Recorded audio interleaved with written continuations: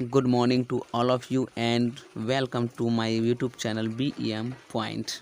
कक्षा 9 के मैथ पर चलेंगे। हमारा पहला चैप्टर है, पहला टॉपिक है संख्या पद्धति, जिसे इंग्लिश में नंबर सिस्टम के नाम से जानते हैं। तो इसके लिए हम लोग सबसे पहले एक संख्या रेखा तैयार किए हैं। मान लीजिए इसका नाम ये संख्या रेखा है। आप संख्या रेखा पर बात करें तो आपको पता है कि संख्या रेखा का ये जो है मेन पॉइंट होता है जीरो से अगर हम इधर चलना प्रारंभ करें तो ये हमारा एक धनात्मक संख्या का समूह मिलता है। 1 2 3 4 ये अनंत दूरी तक जा सकता है। तो इन तरह के जो समूह मिलता है, इस समूह को प्राकृत संख्या कहते हैं। क्या कहते हैं? प्राकृत संख्या।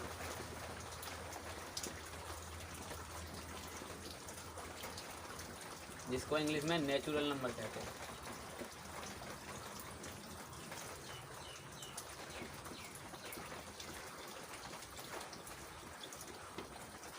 अर्थात इस प्रकार कह सकते हैं कि गिनती की जो संख्या होती है वो नेचुरल नंबर होता है।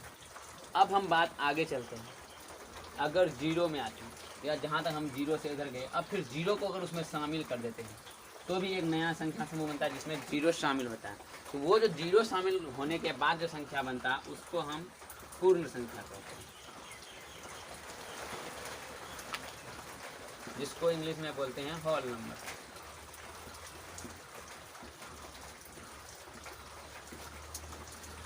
अब फिर हम थोड़ा और आगे जाते हैं तो आगे क्या आते हैं, जीरो के इस पार आते हैं। तो ये अभी 1 2, ये ध्यान दीजिए 1 2 ओनली नहीं है, इसके साथ ऋणात्मक चिन्ह लगा हुआ -1 -2 और -3 -4 और -5। ये जो ऋणात्मक संख्या होता है इनको भी अगर इस समूह में शामिल किया जाए तो धनात्मक और ऋणात्मक दोनों संख्या का एक नया समूह होगा। और वो जो हमारा नया समूह होता है उस समूह को हम बोलते हैं पूर्णांक। क्या बोलते हैं? पूर्णांक।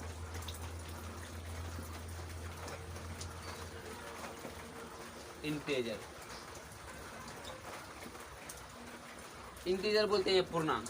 तो अब हम लोग चले पूर्णांक पर। तो पूर्णांक पे जाते हैं तो फिर हमारे सामने और एक संख्या आता है, उसको बोलते हैं परिमेय संख्या।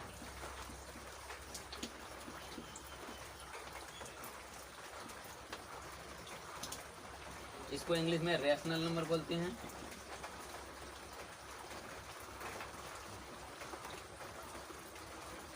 तो रैशनल नंबर को इस तरह हम लोग कह सकते हैं कि ये एक ऐसी संख्या होती है जिसे हम P/Q के रूप में व्यक्त कर सकते हैं।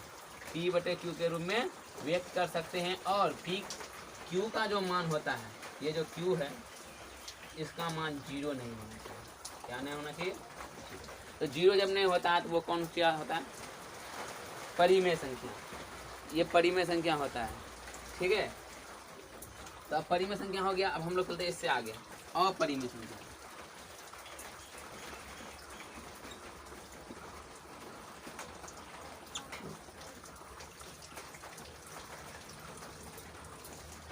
Irrational number.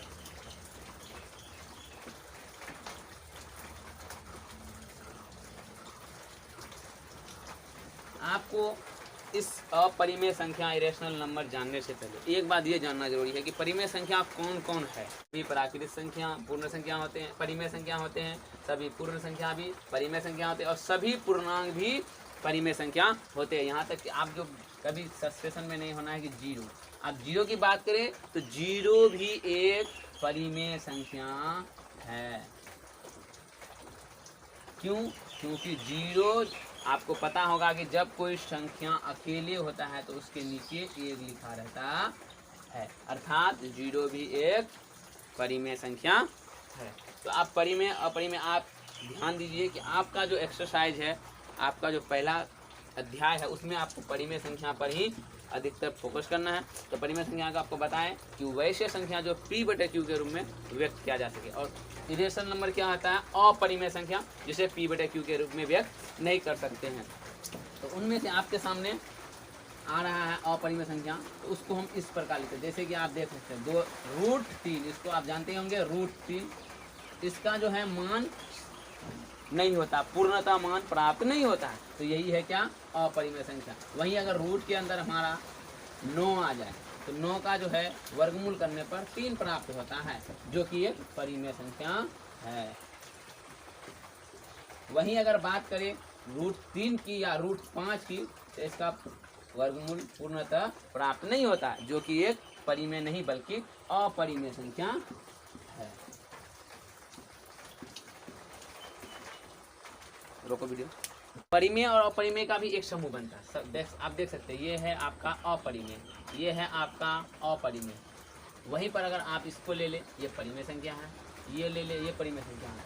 अगर बात किया जाए परिमेय और अपरिमेय, तो उन दोनों को जब हम मिला देते हैं, परिमेय और अपरिमेय को मिलाते हैं, तो हमारे पास एक और नया संख्या प्राप्त होता है, जिसे हम लोग बोलते हैं वास्तविक संख्या। क्या बोलते हैं? वास्तविक संख्या। इसका इंग्लिश में रियल नंबर होता है, रियल नंबर। अर्थात एक परिमेय संख्या और अपरिमेय संख्या, इन दोनों के जो समूह होते हैं, इन दोनों के समूह को एक नया समूह जब तैयार होता है, तो उन्हीं समूह को हम लोग बोलते हैं वास्तविक संख्या। अर्थात हर एक परिमेय संख्या वास्तविक संख्या है, हर एक अपरिमेय संख्या भी एक वास्तविक संख्या है। तो ये सब आपके बहुत इंपॉर्टेंट चीज़ हैं, आप इसको याद रखिए। और इसके अलावे, हालांकि आपको शायद ये सिलेबस में अभी ना हो, क्योंकि ये आपके पहले सिलेबस का, लेकिन हम चाहते हैं कि आप इसकी भी जानकारी रखिए।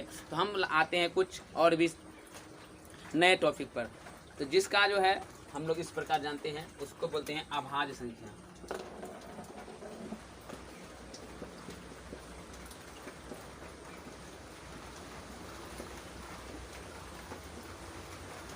आभाज्य संख्या, आप लोग आभाज्य संख्या के बारे में भली भांति जानते होंगे कि वैसी संख्या जिसका जो है केवल एक और स्वयं, यही दोनों गुणनखंड होता है, इसके अलावा उसका कोई भी गुणनखंड नहीं होता है। या फिर एक ऐसी संख्या जो सिर्फ अपने से और एक से भाग लगे और उसके अलावा किसी से भाग ना लगे, विभाजित ना हो, वही होता है क्या? आभाज्य संख्या, जिसको हम लोग प्राइम नंबर बोलते हैं। प्राइम नंबर आप ये देख रहे हैं, अभाज्य संख्या, प्राइम नंबर, जो आप पहले भी जान चुके थे। अब हमारे पास अगला है सहअभाज्य, जो आपके बुक से है, सहअभाज्य संख्या। इसको हम लोग दो तरह से बोल सकते हैं सहअभाज्य संख्या को। एक ऐसे बोल सकते हैं कि वैसे संख्या, वैसे दो संख्या जो दोनों के दोनों अभाज्य संख्या हो, उनके जो एक जो समूह होगा वो होगा सहअभाज्य। या फिर ऐसे दो संख्या जिसका मोशो केवल और केवल एक हो, एक, ओनली फॉर एक। या फिर वैसे दो संख्या जिसका गुणनखंड केवल एक होता है, वो सहअभाज्य संख्या कहलाता है, जिसको हम लोग को प्राइम नंबर भी कहते हैं, को प्राइम नंबर इंग्लिश में।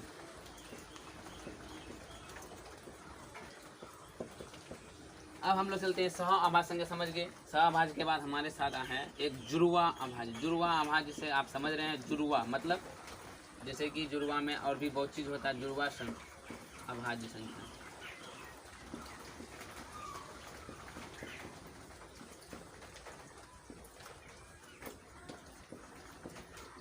इसको हम लोग इंग्लिश में ऐसे बोलेंगे, twin prime number. Twin prime number, ये ट्विन प्राइम नंबर होता क्या है, तो ध्यान से सुनिए। ट्विन प्राइम नंबर ऐसे दो अभाज्य संख्या होते हैं जिनके अंतर का मान 2 हो। जैसे कि आप दो अभाज्य संख्या, मैं आपको यहाँ दिखा रहा हूँ, ध्यान से। मेरे पास 5 और 7 दो लगातार अभाज्य संख्या हैं, जिसका अंतर अगर हम 7 में से 5 को घटाएंगे तो हमारे पास 2 प्राप्त होगा। अर्थात 5 और 7 का जो जोड़ा है ये कहलाएगा जुड़वा अभाज्य संख्या। उसी तरह 3 और 5 में से 3 को घटाएंगे तो हमें प्राप्त होगा 2, अर्थात ये भी एक जुड़वा अभाज्य संख्या का उदाहरण है। इसी प्रकार 17, 19, 29, 31 ये हमारा क्या है, जुड़वा अभाज्य संख्या है। अब हम चलते हैं जुड़वा अभाज्य के भाज्य संख्या को, या फिर इसे हम लोग यौगिक संख्या भी कहते हैं। भाज्य संख्या को यौगिक संख्या भी कहते हैं। इसको इंग्लिश में कंपाउंड नंबर भी कहते हैं और कंपोजिट नंबर भी कहते हैं। कंपोजिट नंबर, तो ये क्या होता है, ठीक अभाज्य संख्या के विपरीत इसे बोला जाता है। कि जैसे कि आप सुने कि जो संख्या किसी अपने और एक के अलावा किसी से भाग नहीं लगता वो अभाज्य संख्या होता है। ठीक उसी प्रकार ये भाज्य संख्या उसका विपरीत होता है। ये भाज्य संख्या वैसी संख्या होती है जो स्वयं से भी भाग लगे, एक से भी भाग लगे, इसके अतिरिक्त किसी अन्य संख्या से भी भाग लगे, विभाजित हो जाए पूर्णतः, वो भाज्य संख्या होता है। आपको हम बता दें कि भाज्य संख्या इस प्रकार हम लोग लिख सकते हैं। आपको बता दें कि आपको ये जो 4 है ये आपका भाज्य संख्या है, क्योंकि ये 1 से भी पूर्णतः विभाजित होता है, ये 2 से भी पूर्णतः विभाजित होता है और ये 4 से भी पूर्णतः विभाजित होता है। उसी तरह 6 1 से विभाजित होता है, 2 से होता है, 3 से होता है और 6 से होता है। ये भाज्य संख्या है। अर्थात हम कह सकते हैं कि 2 के अलावा जितने भी सम संख्याएं हैं वो सभी के सभी भाज्य संख्याएं होती है। अब हम लोग चलते हैं जुड़वा अभाज्य और भाज्य संख्या के बाद सम और विषम संख्या की ओर। हाँ, तो अब हमारे साथ है सम संख्या। सम संख्या आप सामने है। तो सम संख्या ऐसी संख्या होती है, ऐसी प्राकृतिक संख्या जो पूरी तरह 2 से विभाजित हो जाए, वो सम संख्या होती है। जैसे कि 2 4 6 8 10 इस प्रकार एक के बाद एक नया संख्या जब आएगा क्रमागत, तो वो सम संख्याएं होती है, जिसे हम लोग इंग्लिश में ऑड नंबर कहते हैं। और उसका विपरीत विषम संख्या।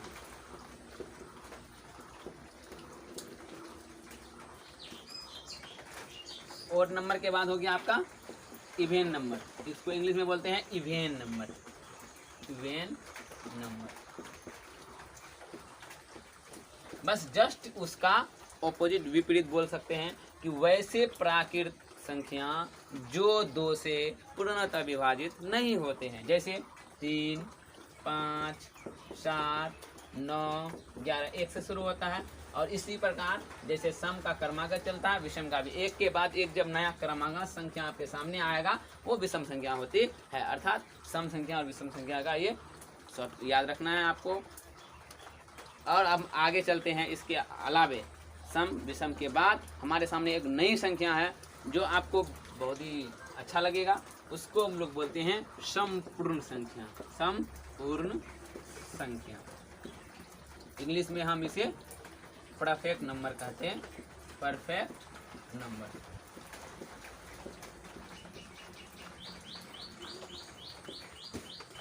परफेक्ट नंबर तो इसमें से आपको ध्यान रखना है। आप लोग शायद याद है कि आप लोग गुणनखंड पढ़े होंगे। गुणनखंड जो होता है 2 तरह का होता है, आपको पता होना चाहिए। एक होता है अभाज्य गुणनखंड, एक उसको दूसरा को हम लोग इस नाम से बोलते हैं सार्व गुणनखंड। चलिए हम थोड़ा उदाहरण ले लेते हैं एक गुणनखंड का। सपोज अगर आप हमको 12 का संख्या ले रहे हैं, उसका हम गुणनखंड करके दिखा रहे हैं। पहले करते हैं अगर हम अभाज्य गुणनखंड। अभाज्य गुणनखंड तो इसको इस प्रकार करते हैं, 2 से भाग लगेगा और फिर लगेगा 2 से और फिर लगेगा 3 से। 3 दूनी 6, 6 दूनी 12, ये हो गया आभाज्य। अब एक सार्व गुणनखंड के रूप में जब इसको हम गुणनखंड करते हैं तो वहाँ क्या होता है, गुणनखंड 12 का किससे भाग लगेगा, 1 से भाग लगेगा, 2 से लगेगा, 3 से भी, 4 से भी, 6 से भी और 12 से। 12 6 4 3 2 और 1, इससे ये भाग लगता है पूरी तरह से। तो ये हो गया इसका सार।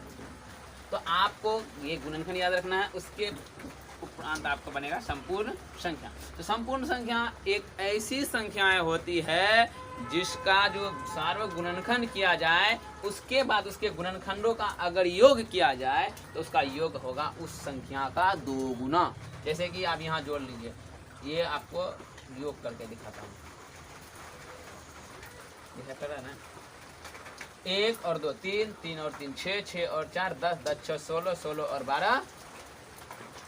लेकिन यहाँ देखिए 12 है, उसका दूना 28 नहीं 24 होता है। लेकिन वहीं पर एक संख्या हम आपको सामने ले रहे हैं 6। 6 को करेंगे, 1 से लगेगा ये भाग, 2 से भी लगेगा ये भाग और 3 से लगेगा भाग और किससे लगेगा ये 6 से लगेगा। इसको जोड़ते हैं अगर हम 1 + 2 + 3 + 6, 6 और 3 9, 9 और 2 11 और 1 12। आप देख सकते हैं कि 12 और 6 में संबंध जुड़ रहा है, इसका ये 2 गुना है, अर्थात 6 एक संपूर्ण संख्या है। उसी तरह और एक उदाहरण लेते हैं आपके सामने में एक 28 का।